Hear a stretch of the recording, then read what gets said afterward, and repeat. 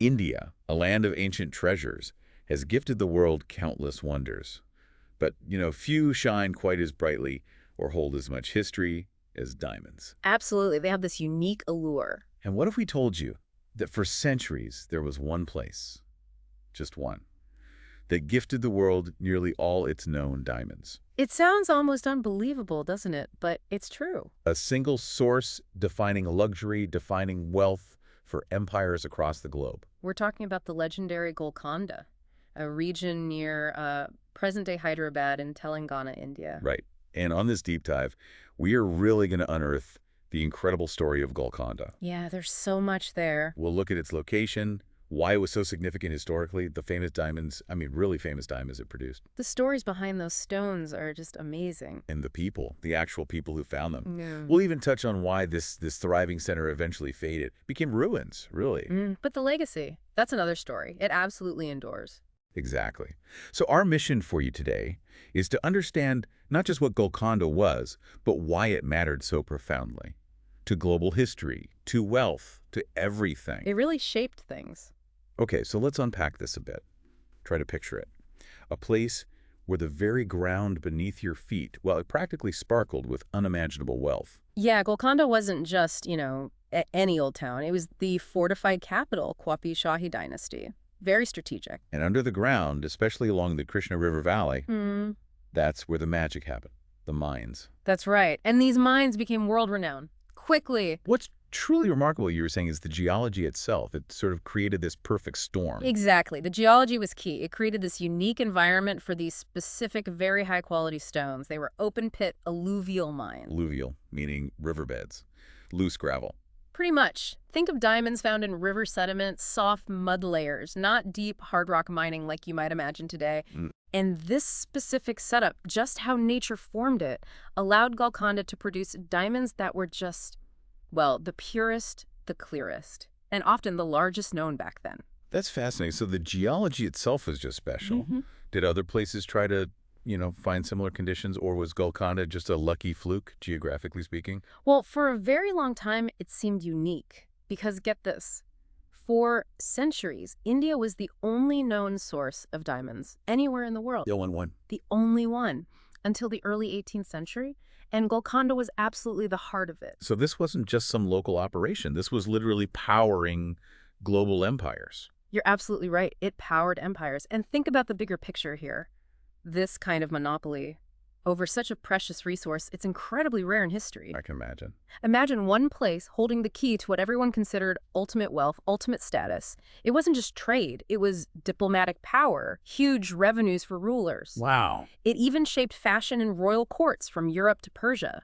Golconda wasn't just a mine, it was a geopolitical pressure point. So who controlled it over time? It must have changed hands. Oh, definitely. Between the 13th and 18th centuries, you saw different powers in charge. First the Kakatiyas, then the Bahmani sultans, Oy. then the Quabi Shahi rulers. They're the ones who actually made Golconda their capital, really cemented its importance. Right. And eventually, the Mughals took over under Aurangzeb, late 17th century. But throughout all this, the global fascination just kept growing. So traders were flocking there. Absolutely. Trade routes stretched across Persia, Europe, the Ottoman Empire. Traders from Venice, Portugal, the Middle East, they all came to Golconda. It's just incredible to think about that ripple effect. Given it was the only source, how did that monopoly actually work day to day? Was it tightly controlled?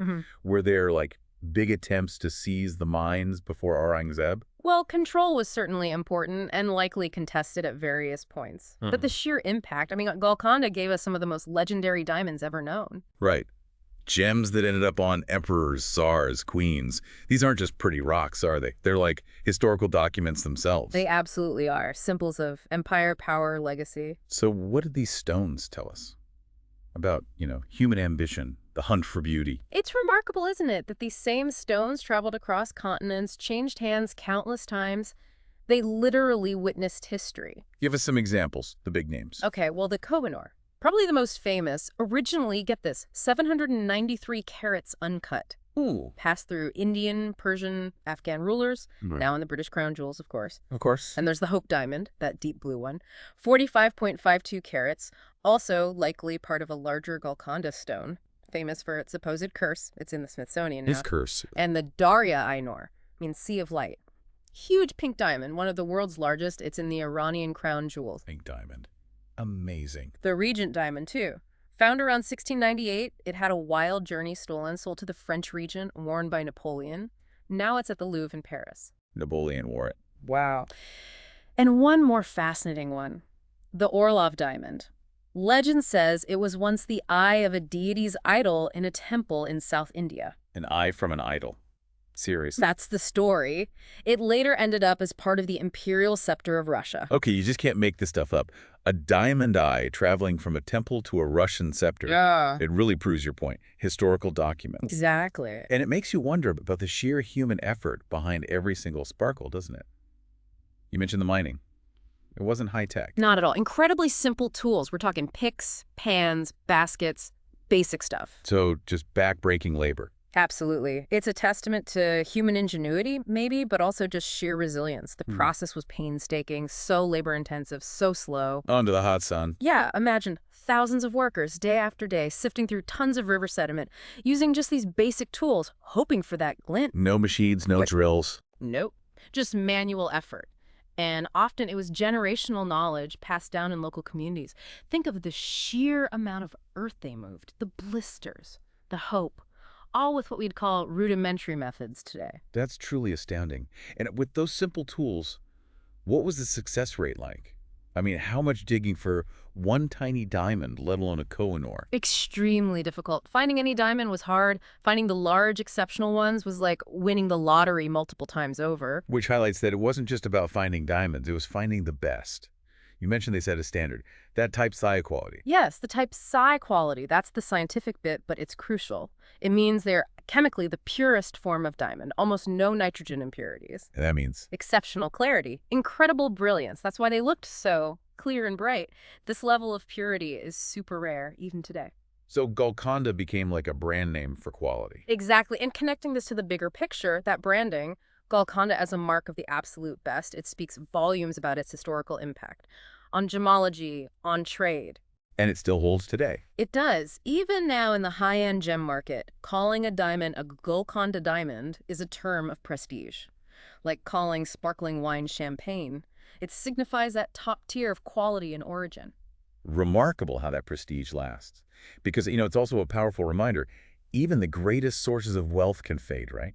They can, and they did. Golkonda's monopoly started to crumble in the early 1700s. What happened? Well, it raises that question, doesn't it? How does the rise and fall of an industry like this mirror bigger shifts?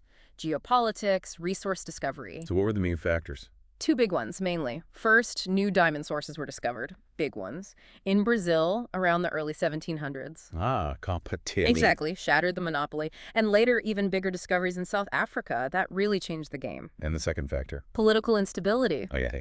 Back in India, the Mughal Empire was declining, there were colonial wars, eventually the British took control. All this instability led to the mines being gradually abandoned. So a combination of new supply elsewhere and turmoil at home. Precisely.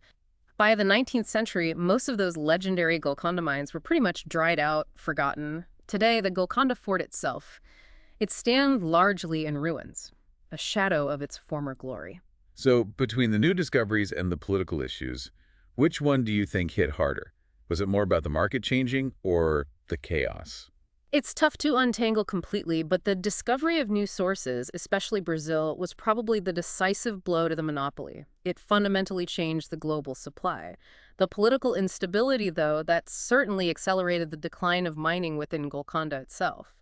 It made large-scale operations difficult, maybe impossible. And was that really the end? No attempts later on to revive them? There might have been small-scale or hopeful attempts over the years, but nothing ever brought back the glory days. The major alluvial deposits were likely exhausted, and the political and economic landscape had shifted too dramatically. But the legacy, that absolutely lives on. These diamonds are still out there. Oh, absolutely. Shining away in the world's greatest museums, palaces, royal collections, constant reminders. Which brings us, I guess, to a final thought for you listening. These stones, they were born from the earth in this ancient land. They've outlasted empires. Witnessed so much human history. and they still shine. It makes you wonder, doesn't it? What does it really mean for something so small, so seemingly inert, to hold such immense power, such beauty, such historical memory? It's a constant reminder, perhaps, of how fleeting human power can be, and how enduring that allure of treasure truly is.